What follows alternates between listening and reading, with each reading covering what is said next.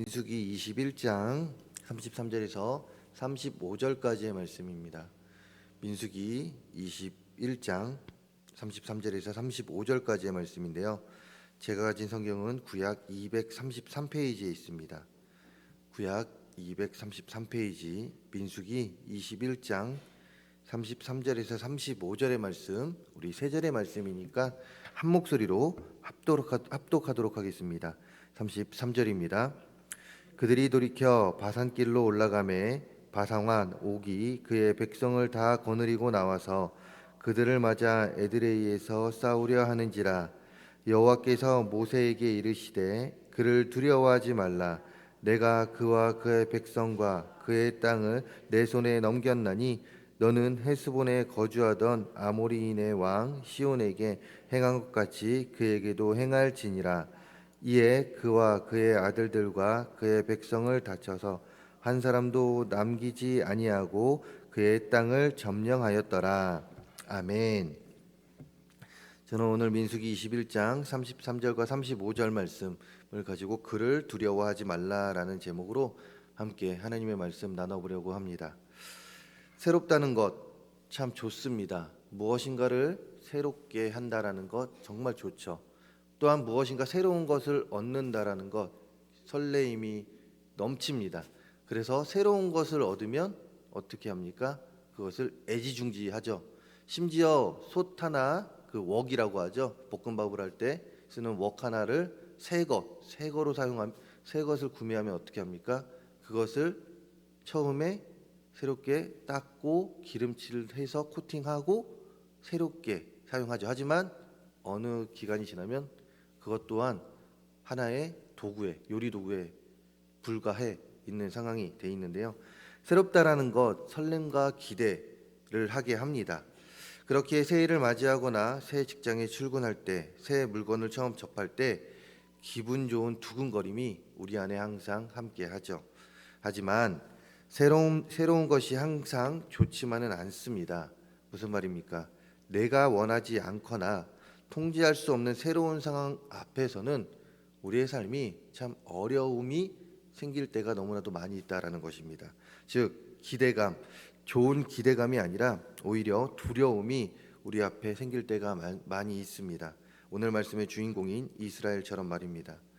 오늘 말씀의 주인공이 되는 이스라엘, 이들은요 불과 얼마 전까지만 해도 애굽에서 노예 생활을 하던 자들이었습니다. 그런데 하나님께서 이들을 사랑하사 이들을 애굽에서 탈출시켜 주시죠.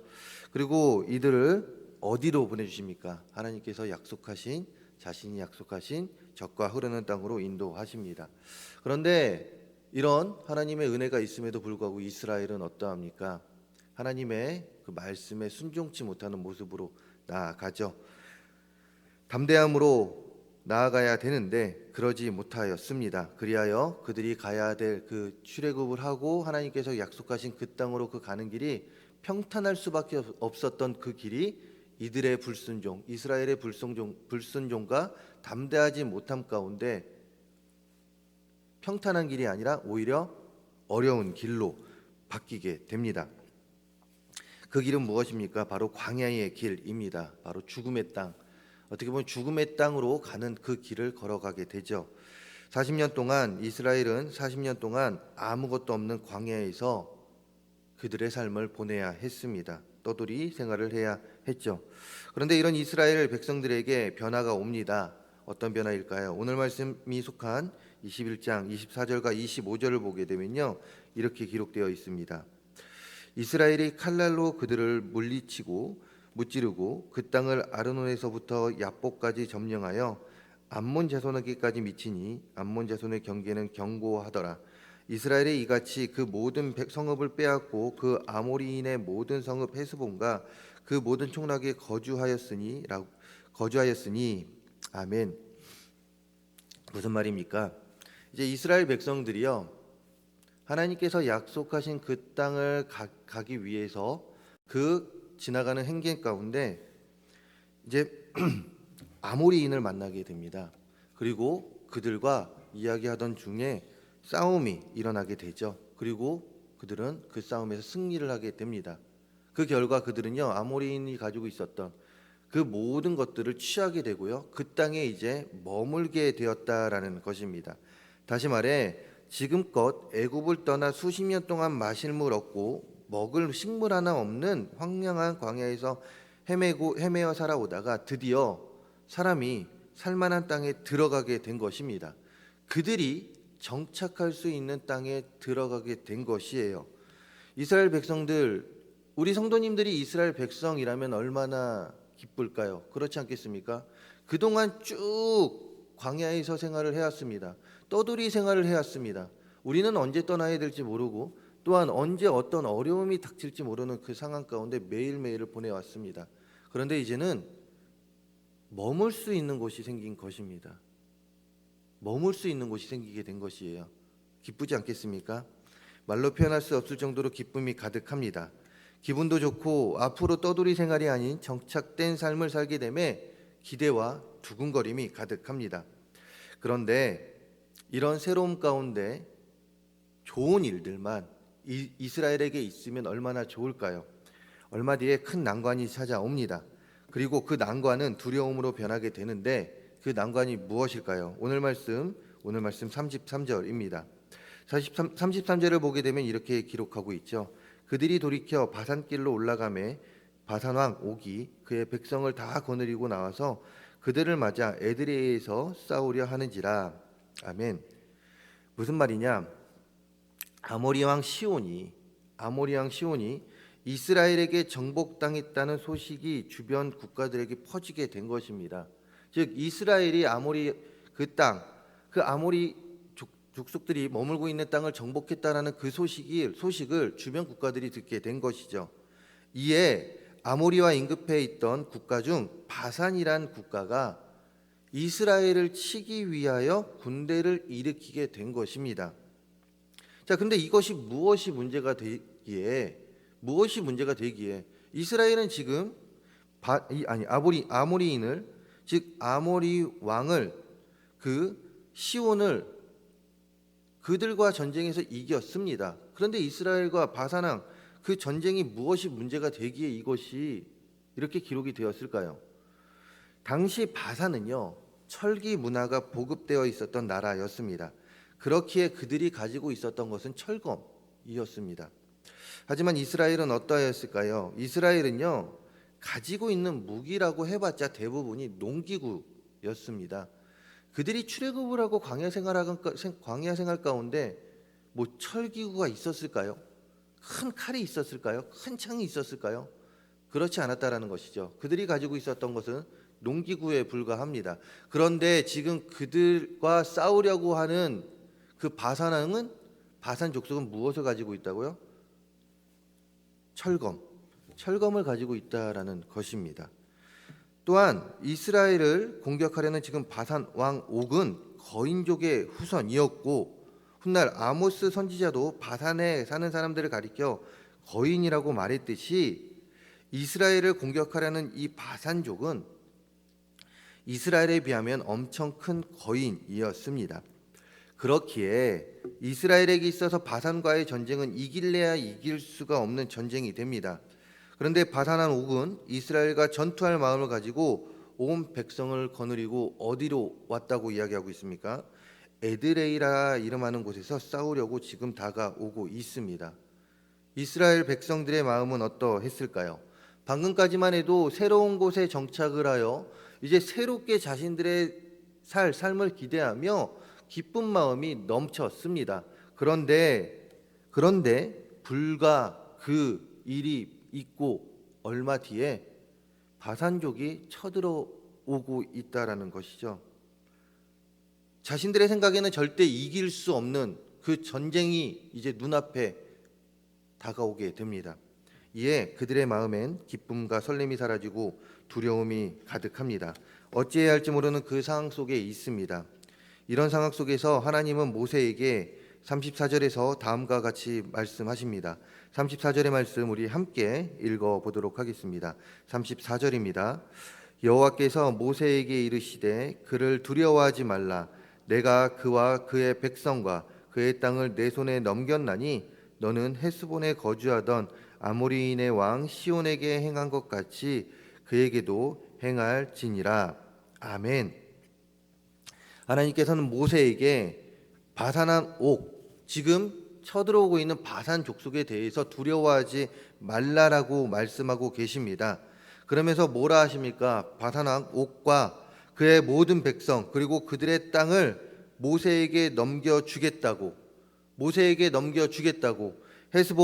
헤스본에 거주하던 아모리인의 왕 시온에게 행한 것 같이 지금 바산 옥에게도 그렇게 행하겠다고, 이스라엘 너희들이 그 모든 전쟁에서 승리하게 될 것이다 라고 하나님께서는 이스라엘에게 이야기하고 있다라는 것입니다. 그렇기에 너희들은 지금과 같이 동일하게 행하라고 명하고 있죠. 그것은 무엇입니까? 나의 말씀을 믿고 그대로 행하라라고 지금 하나님은 모세에게, 이스라엘에게 이야기하고 있습니다. 간단히 말해서 두려워하고 있는 이스라엘에게 하나님께서 오셔서 두려워하지 말고 이미 승리는 내 손에 주었으니, 이미 승리는 내 손에 있으니 그 약속을 믿고 바산한 옥이 나올 때 담대히 나아가라라고 이야기하고 계신 것이죠. 이 약속은 이루어집니다. 하나님께서는 이 약속을 이루어주셔서 35절에 무엇이라고 이야기하고 있습니까? 이에 그와 그의 아들들과 그의 백성을 다 쳐서, 바산한 옥과 그의 아들들과 그 백성을 다 쳐서 한 사람도 남기지 아니하고 그의 땅을 누가 점령하였다라고 이야기합니까? 이스라엘이 점령하였다라고 말씀하고 계십니다. 이스라엘은 알지 못했습니다. 하지만 하나님께서는 앞으로 있을 전쟁 속에서 이미 일하고 계셨습니다. 이스라엘이 두려워하고 있을 때 하나님께서는 미리 일을 하고 계셔서 그들을 멸망시키고, 이스라엘 손으로 멸망시키고 그 땅을 차지할 수 있게 이미 일을 하고 계셨다라는 것이죠. 무엇입니까? 사람의 능력이 아니라 하나님의 능력이다, 이것입니다.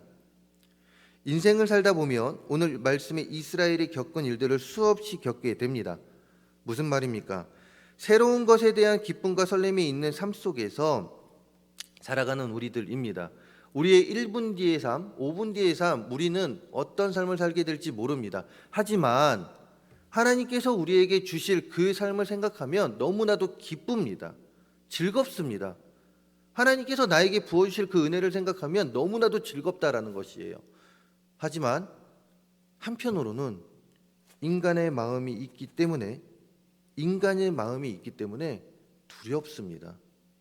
앞으로 있을 일들에 대해서 두렵다라는 것이죠. 새로운 일에 대한 기쁨이 있지만 한켠에는 두려움이 있다, 이것입니다. 그리고 알게 모르게 우리는 티를 내지 않지만 그 두려움 가운데 우리는 안절부절하지 못하는 우리의 모습을 보게 된다라는 것이죠. 이런 우리들에게 하나님은 다음과 같이 말씀하고 계십니다. 이스라엘에게 하셨던 말씀 그대로 하고 있습니다. 두려워하지 말라. 왜 그렇습니까? 하나님께서는 어떤 시공간에서도 우리와 동행하시며 우리와 함께 계실 뿐만 아니라 이미 우리 앞에서 일하고 계시기 때문에 그렇습니다. 우리는 지금을 살아가지만 하나님께서는 지금 우리와 동행하실 뿐만이 아니라 우리의 앞길에서 이미 우리의 앞날, 그 앞 시간을 이미 계획하고 계시고 그 가운데 우리를 이끌어 주시고 계시기 때문에 그렇다라는 것이죠. 이미 좋은 것으로 우리를 채워 주시려고 준비하고 계시기 때문에 그렇습니다. 그렇기 때문에 하나님께서는 우리에게 두려워하지 말라라고 말씀하고 계신다라는 것이에요. 항상 두려워하지 말라라고 이야기하고 계신다, 이것입니다. 그렇게 우리가 살아야 할 삶은 무엇일까요? 하나님께 우리의 시선을 고정시키는 것입니다. 그리고 나를 위하여 이미 일하고 계신 그 하나님, 나와 지금도 함께 하고 계시는 그 하나님께서 일하고 계심을 확실하게 믿고 살아가는 것입니다. 두려움을 이겨내지 못하는 것은요, 자신이 해결을 하려고 하기 때문에 그렇습니다. 내 앞에 있는 그 삶 가운데 어려움, 그 어려움들이 왜 두려움으로 다가오냐면 그 일을 내가 어떻게 해결해야 될지 모르기 때문에 그렇다라는 것이에요. 그래서 인생 속에 일어나는 전쟁 속에서 자기 힘으로 어떻게든 하려고 하기 때문에 우리의 삶은 계속해서 두려움 가운데 살아갈 수밖에 없다라는 것입니다. 두려움이 생길 수밖에 없다라는 것이에요. 그러나 결코 우리는 우리들의 힘만으로만 살 수가 없습니다. 즉 우리들이 할 수 있는 일이 있고 그렇지 않는 일들이 있으니 우리가 할 수 없는 일들이 더 많지 않습니까? 할 수 있는 일보다 할 수 없는 일들이 더 많다라는 것이에요. 이런 일들에 관해서 하나님께서 해주신다는 확신을 가지고 하나님께 시선을 두고 하나님께 맡기고 믿음으로 우리의 삶은 살아가면 된다 이것입니다. 하나님에 대한 믿음이 없는 삶은 두려움에 갇혀 살아갈 수밖에 없습니다. 이것은 무엇입니까? 두려움의 마음은요, 우리 사람이 만드는 것이지 하나님께서 우리에게 주신 것이 아니라는 것입니다. 그렇게 하나님은 성경을 통해 우리들에게 계속해서 앞에서도 언급했듯이 두려워하지 말라라고 말씀하고 계신다라는 것이에요. 너희들이 만든, 사람들이 만든 그 마음 가운데 두려워하지 말라라는 것이죠. 시편 56편 4절에서 다윗은 다음과 같이 고백합니다. 내가 하나님을 의지하고 그 말씀을 찬송하올지라. 내가 하나님을 의지하였은즉 두려워하지 아니하리니 혈육을 가진 사람이 내게 어찌하리이까. 아멘. 두려움은요, 사람이 만드는 것입니다. 사람의 생각입니다. 그렇기 때문에 하나님을 의지하면 이 마음은 사라지게 되어 있습니다. 우리의 시선을 하나님께 맡기면 이 모든 마음이 사라지게 된다 이것입니다. 하나님은 우리를 위해 일하고 계십니다. 이미 우리보다 앞선 곳에서 우리를 위해 일하고 계십니다. 이것을 믿으며 우리의 시선을 하나님께 두고 어떤 고난과 역경 속에서 두려워하지 말고 하나님의 인도하심대로 담대함을 가지고 살아가는 우리 모두가 되기를 소망합니다. 작은 예수의 삶을 살아가는 우리 모두가 되기를 소망합니다. 작은 예수의 삶을 살아갈 때 우리의 삶의 두려움은 사라지게 됩니다. 왜 그렇습니까? 예수님의 삶을 살기 때문에 그렇습니다. 예수님을 닮아가는 삶을 살아가는 우리들이 되기 때문에 그렇습니다. 예수님이 어떠했습니까?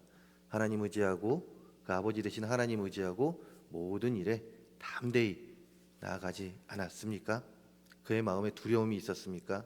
그렇지 않았습니다. 이제는 우리가 그 삶을 살아야 합니다.